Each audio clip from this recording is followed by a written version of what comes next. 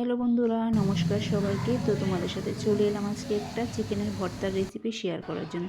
তো প্রথমে আমি চিকেনগুলিকে ধুয়ে পরিষ্কার করে এর মধ্যে লবণ দিয়ে গ্যাসের চুলার মধ্যে সিদ্ধ করে নিচ্ছি। আর অন্যদিকে কড়ার মধ্যে তেল দিয়ে শুকনো লঙ্কাগুলিকে ভালোভাবে একটু ভেজে নিচ্ছি। আর কি দিয়ে ভর্তাটা করব তোমাদের সাথে শেয়ার করি। এই দেখো, নিয়েছি শুকনো লঙ্কা, আদা কুচি, রসুন কুচি, ধনেপাতা কুচি আর নিয়েছি পেঁয়াজ কুচি। তো এই মশলাগুলি দিয়ে আমি চিকেনের ভর্তাটা বানাবো। তো কীভাবে বানাবো তোমরা পুরোটা ভিডিও দেখতে হবে তাহলে। তো দেখো, আমার চিকেন কিন্তু সিদ্ধ হয়ে গেছে। তো এগুলিকে আমি এবার জল ঝরিয়ে নামিয়ে নিয়েছি। দেখো, তো এর মধ্যে আমি এক এক করে সব কিছু দিয়ে দিয়েছি একটু লবণ, তারপর দিয়ে দিলাম রসুন কুচি, তারপর দিয়ে দেব আদা কুচি, তারপর দিয়ে দেব এর মধ্যে আমি সব পেঁয়াজ কুচিগুলি। এই দেখো কতগুলি পেঁয়াজ যত বেশি দেবে খেতে কিন্তু সেই স্বাদ। তারপরে দিয়ে দিলাম দেখো ধনেপাতা কুচি।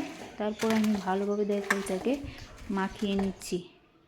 আর তারপর শুকনো লঙ্কাগুলি দিয়ে দিলাম ভেঙে গুঁড়ো করে।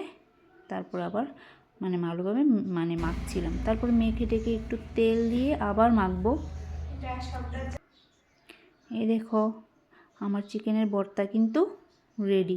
কার কার প্রিয় কমেন্টে জানিও। তো সবাইকে জানাই শুভ দুপুরে অনেক অনেক শুভেচ্ছা।